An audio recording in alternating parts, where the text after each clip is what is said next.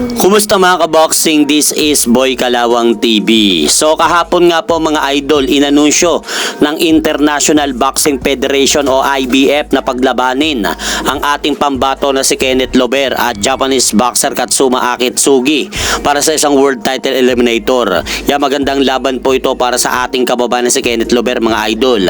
Dahil kung sakaling talunin po ni Kenneth Lover itong Japanese boxer na si Katsuma Akitsugi sa kanilang magaganap na laban sa March 6, ay bukod po sa posible niyang makalaban ang may hawak ng totoong titulong IBF, ay maipaghihiganti na rin po ni Kenneth Lover mga idol ang ating mga pambatong Pinoy na boksingero na tinalo nitong Japanese boxer na si Katsuma Akitsugi, katulad na lang po nila former world title challenger Jonas Sultan at Vincent Acero Astrolabio at Aston Paligte. At sa iba pang balita mga idol, ipinag-utos na rin po ng World Boxing Council na depensahan ni Dalton Smith ang kanyang WBC World Junior Welterweight crown laban dito kay Alberto Puelo. At ayon pa sa lumabas na balita na ito, ibigyan lang po ng pamunuan ng World Boxing Council ang magkabilang kampo ng 30 days upang magkasundo para maiwasan mapunta ang kanilang magaganap na laban sa force bidding. At speaking WBC mga idol, opisyal na pong inanunsyo nito na maglalaban sila Lamont Rhodes Jr. at William Cameron Cepeda para sa ibinakanting titulo na WBC ni Shakur Stevenson na WBC World Lightweight Belt.